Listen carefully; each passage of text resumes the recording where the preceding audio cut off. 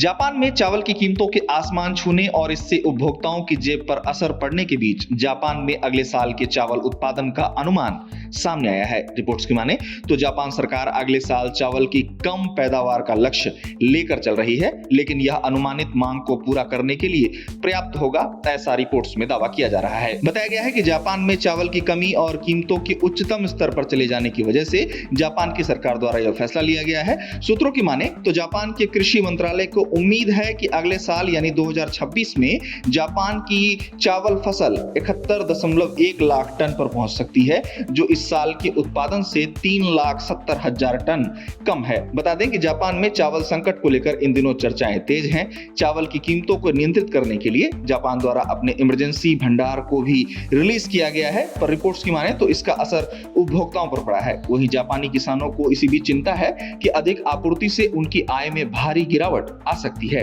बता दें कि जापान में चावल की बढ़ी हुई कीमतें इन दिनों सुर्खियों का केंद्र बनी हुई हैं। चावल जापान का मुख्य आहार है और ऐसे में चावल की कीमतों में बढ़ोतरी जापान की जनता का बजट भी बिगाड़ने का काम कर रही है। हालांकि जापान द्वारा अपने भंडारित चावल को मार्केट में उतारने से चावल की कीमतों में थोड़ी बहुत कमी जरूर आई है, लेकिन इससे जनता को उस तरह का लाभ नहीं मिला है जैसा कि वे उम्मीद कर रहे थे। आपको इसी बीच बता दें कि जापान में साल 2025 की पहली धान की चावल बाजार में बिक्री के लिए अब उपलब्ध हो गई है। जापान के चावल संकट की बात की जाए तो जापान का चावल संकट उस समय और अधिक सुर्खियों में आ गया था जब तत्कालीन जापानी कृषि मंत्री ताकू एतो को चावल पर दिए अपने एक बयान के कारण अपने पद से इस्तीफा देना पड़ा था। दरअसल ताकू एतो ने एक कार्यक्रम के दौरान कहा था कि वे चावल नहीं खरीदते हैं क्योंकि उन्हें समर्थकों द्वारा चावल उपहार में मिलते हैं। हालांकि जापान में चावल की कीमतों की बात अगर की जाए तो इसमें धीरे धीरे नरमी का दौर जरूर देखा जा रहा है। अनुमान लगाया जा रहा है